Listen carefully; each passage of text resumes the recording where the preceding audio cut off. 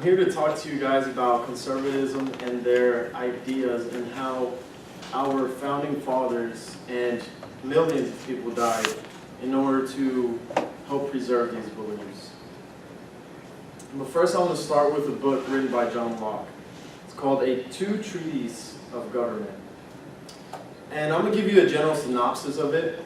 What it is, John Locke describes a man, and when he is born in natural free, he has all his freedoms, 100%, no limitations. So think of a man in a jungle. He can kill anything, he can eat anything. No one's going to come and say, you can't do that, because he has total freedom of rights to do that. So in all this freedom that he has, he does have small insecurities, and he is not safe. Because by yourself, you can have someone come attack you, someone rob you, someone kill you, and that's the end of that. So what John Locke says is that this man must get with a community of other humans and join together to form a group.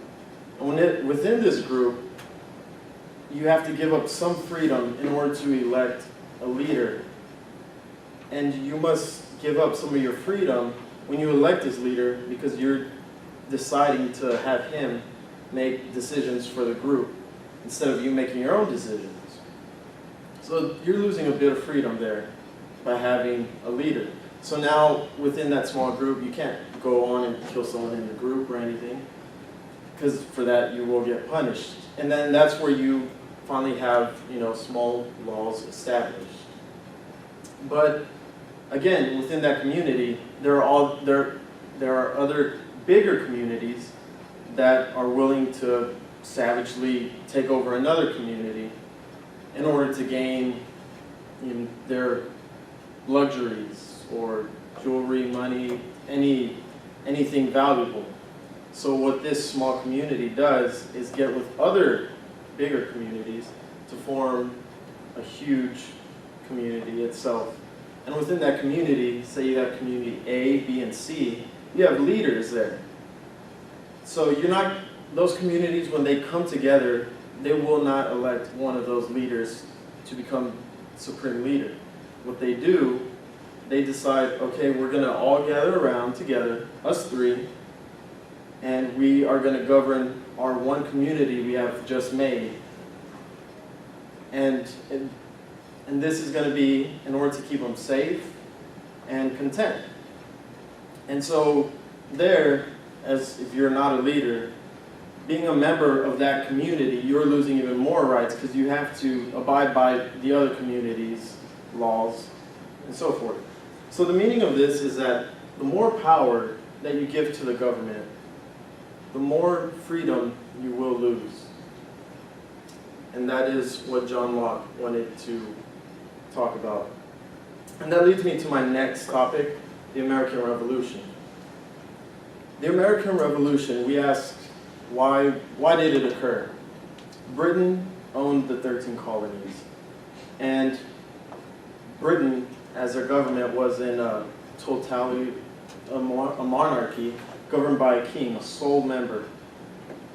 And he limited the 13 colonies' rights, such as when the Boston Massacre happened, a whole bunch of soldiers were killed, civilians were killed. And in response, the government decided to take up arms of these civilians that they would originally use to defend themselves from Indians and other people that would come and steal or pickpocket from other civilians. So in general, it was meant to defend against criminals. But because of the Boston Massacre, the British came and took up their arms where they couldn't defend themselves, forcing them to completely rely on the British Army for protection, who wasn't always there. Also, taxation. They got taxed on so many different supplies, such as sugar, teas, and these people weren't getting any benefits from these taxes. That's where the popular slogan, "No taxation without representation," came from. Ultimately, the American Revolution happened, and we won. And the reason why we fought for this is because we wanted to fight for these rights that we did not have. So now you're probably wondering, how does this tie in with conservatism and liberalism? Well, I'm gonna talk about 5 different topics: abortion, gun control, death penalty, the economy, and immigration, and each of the liberalistic and conservative views on that. Abortion, to start with. Abortion is legal now, but liberals want the government to pay for people's abortions. The government should not have to pay for someone else's abortions because it's their own fault that they didn't wear protection or whatever. Maybe it was even an accident. But why should the government have to pay for that? If our government is in so much debt right now that we're asking more money to take away more money from them, thus putting them into more debt, because our government has no money. We're just fully in debt right now.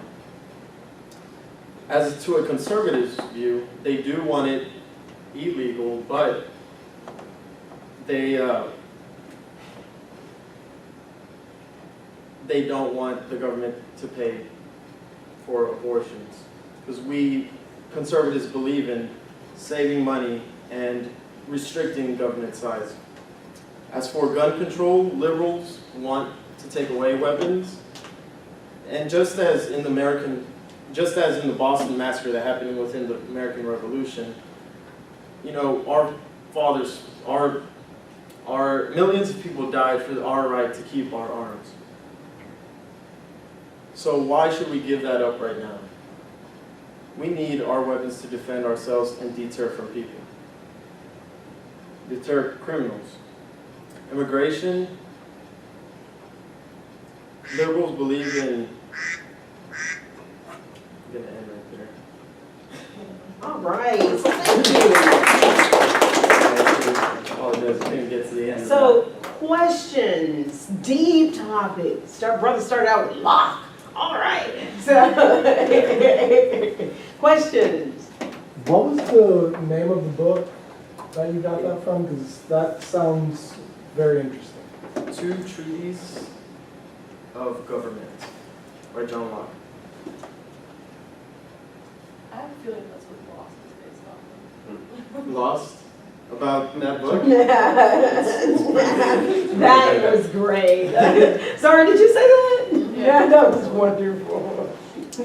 Any other questions? Isn't that one of the characters' names in Lost? Yeah.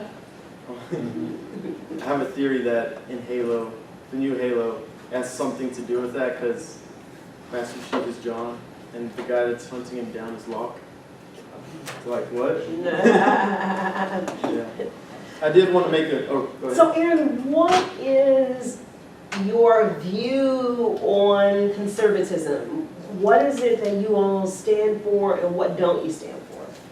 Conservatism is all about limiting government as what we did with, as what we have right now. That's the reason why we fought the British, was to develop our own government, and we developed the checks and balances system to limit our government, which was and as the original idea, that's what conservatives believe, is to keep a limited government.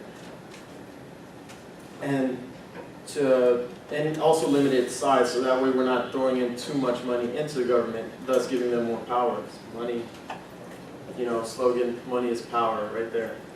And as for liberals, they believe in expanding government and depending more on the government. And as John Locke says, the more you depend on the government and ask for them to assist you, the more freedom you slowly lose. Any other questions? And you were about to say something right before I was actually going to connect all the things together with John Locke, American Revolution, and conservatives and liberal ideas. Any other questions? Thank you so much, Aaron.